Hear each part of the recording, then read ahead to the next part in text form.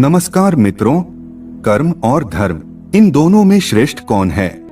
आपने कह दिया कर्म, हमने कह दिया धर्म, लेकिन कहने से कुछ नहीं होता। हर चीज को सिद्ध करना होता है। आइए हम सिद्ध करते हैं कि कर्म और धर्म इन दोनों में श्रेष्ठ कौन है, बड़ा कौन है और इनमें क्या अंतर है। अब आप हमसे पूछे कि धर्म और कर्म में श्रेष्ठ कौन है, तो हम आपको बता दें कि धर्म श्रेष्ठ है।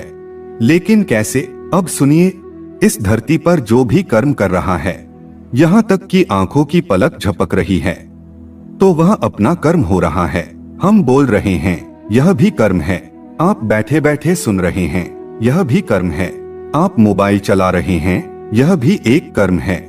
कुछ भी आप कर रहे हैं, वह क्या है? कर्म है। कोई शराब पी रहा है तो वह भी कर्म है, और कोई दूध पी रहा है तो वह भी कर्म है। माँ के पैर दबाना कर्म है, और माँ को गालियां देना भी कर्म है। किसी के साथ झगड़ा करना भी कर्म है, और किसी की आरती उतारना भी कर्म है।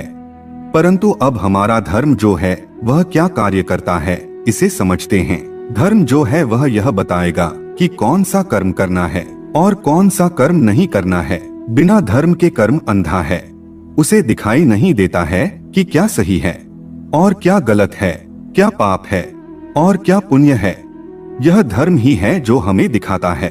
कर्म दो प्रकार के होते हैं, एक अच्छा कर्म और एक बुरा कर्म। धर्म ही दृष्टि देता है कि दूध पीने का कर्म करना है, लेकिन शराब पीने का कर्म नहीं करना है। माँ के पांव दबाने का कर्म तो करना है, लेकिन माँ को गालियां देने का कर्म नहीं करना है। मेहनत करने का कर्म तो करना है, लेकिन चोरी करने का कर्म नहीं करना है। अब कर्म हमें दो चीजें देता है।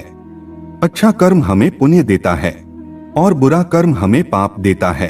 अब कोई व्यक्ति किसी प्राणी को मारकर और उसे पकाकर खा रहा है, तो वह भी अपना कर्म तो कर रहा है, लेकिन उसे धर्म का ज्ञान ना होने से उसका वह कर्म उसे पाप दे रहा है।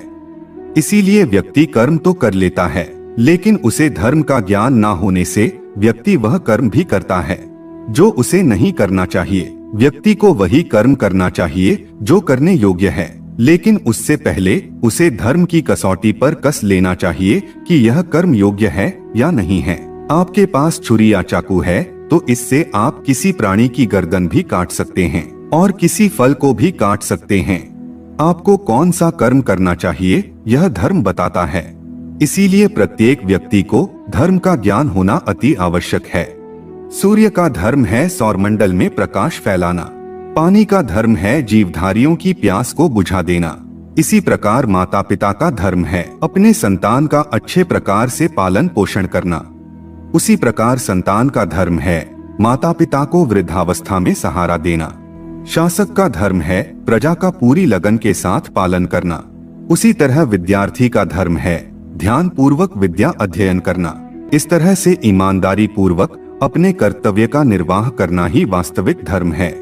अब धर्म को सही अर्थ में जानना भी बहुत जरूरी है। जैसे कि हमारे यहाँ कहा गया है कि अहिंसा परमो धर्मः।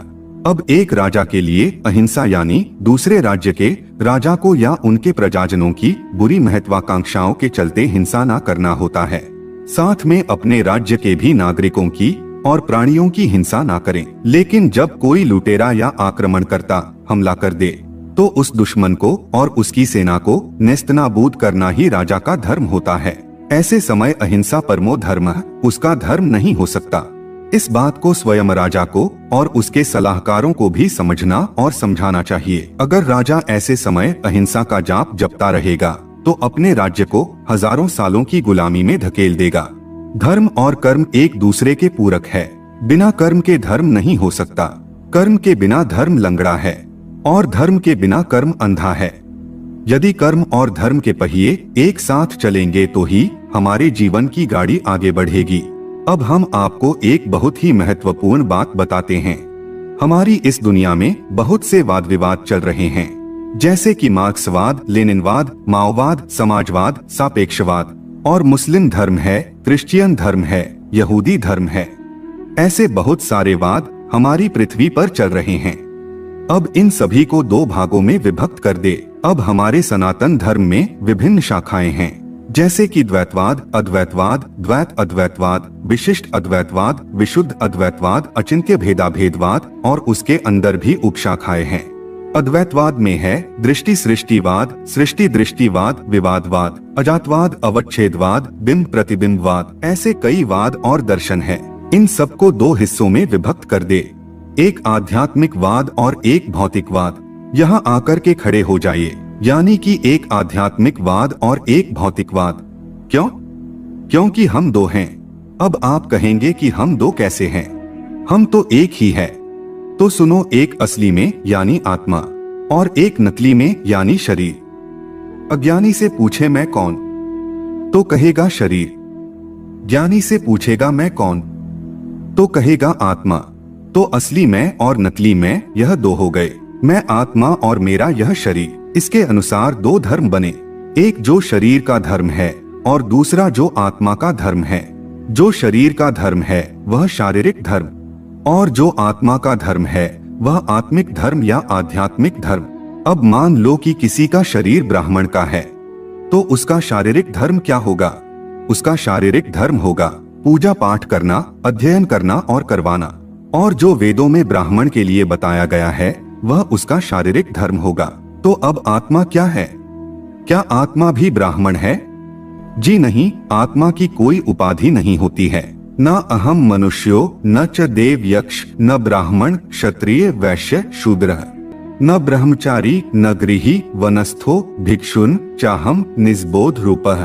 तो आत्मा कहती है कि मैं देवता, यक्ष, ब्राह्मण, क्षत्रिय, वैश्य, शूद्र, ब्रह्मचारी, गृही और सन्यासी नहीं हूँ। मैं तो निज बोध स्वरूप शुद्ध आत्मा हूँ। तो आत्मा का धर्म क्या होता है? आप सभी जानते ही होंगे कि आत्मा परमात्मा का अंश है। तो आत्मा का धर्म होता है अपने अंशी को धारण करना, यानी परमात्मा को धारण करना, परमेश्वर की भक्ति करना, परमेश्वर को जानना, अपने आप को जानना यानी आत्मा को जानना और परमेश्वर में लीन हो जाना ही आत्मा का धर्म है। तो शरीर का धर्म क्या होता है? तो अपनी सांसारिक परिस्थितियों के अनुसार अपने कर्तव्य आदि का पालन करना, यह शारीरिक धर्म होता है। अब इससे हमें चार प्रकार के लोग मिलते हैं। पहला है कर्मी। अब जो कर्मी होता है वह शारीरिक धर्म करता है, अपनी ड्यूटी करता है, लेकिन आध्यात्मिक धर्म का पालन नहीं करता, भगवान में मन नहीं लगाता, आत्मा क्या है वह नहीं जानता और परमेश्वर को भी नहीं जानता। अब नंबर 2 है विकर्मी। विकर्मी शारीरिक धर्म भी नहीं करता और आध्यात्मिक धर्म भी नहीं करता, इसीलिए विकर्मी सीधे नरक जाता है। तीसरा है कर्मयोगी। कर्मयोगी शारीरिक धर्म भी करता है और आध्यात्मिक धर्म भी करता है, वह दोनों ही धर्मों का पालन करता है। और चौथा है कर्म सन्यासी। कर्म सन्यासी क्या करता है? तो वह शारीरिक धर्म को छोड़ देता है, मात्र आध्यात्मिक धर्म का ही पालन करता है, जैसे कि संसार छोड़कर बने हुए असली त्यागी, बैरागी, योगी इत्यादि। अब हम रहते तो इस संसार में ही हैं, सन्यासी तो हम हैं नहीं। तो हमें कर्मयोगी बनना चाहिए, शारीरिक धर्म का भी पालन करना चाहिए और आध्यात्मिक धर्म का पालन भी करना चाहिए। गीता में भी भगवान श्री कृष्ण अर्जुन को कर्मयोगी बनने की सलाह देते हैं। और अगर आप ऐसा नहीं कर सकते तो सब कुछ छोड़कर प्रभु की शरण में चले जाएं, क्योंकि हम सभी आत्माओं के लिए आध्यात्मिक परमो धर्म है, आत्मिक धर्म ही परम धर्म है। अब जब संसार में धर्म का क्षय होने लगता है, पुत्र अपने पुत्र धर्म का पालन नहीं करता, पत्नी अपने पत्नी धर्म का पालन नहीं करती, राजा अपने राज्य धर्म का पालन नहीं करता, लोग धर्म क्या है यह भूलने लगते हैं और झूठे संप्रदायों के चंगुल में फंसकर झूठे धर्म का पालन करने लगते हैं।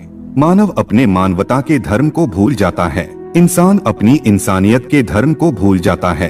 व्यक्ति क्या सही है और क्या गलत है इसका निर्णय नहीं कर पाता और संसार में अराजकता, अंधकार, अविश्वसनीयता और अधर्म अपने चरम सीमा तक पहुंच जाता है। तब भगवान पापियों का और दुष्टों का नाश करने के लिए अपने इस कथन को साकार करते हैं। यदा यदा हि धर्मस्य ग्लानिर्भवति भारत अभ्युत्थानम् अधर्मस्य तदात्मानं सृजाम्यहम् परित्राणाय साधूनां विनाशाय च दुष्कृतां धर्म संस्थापनार्थाय संभवामि युगे।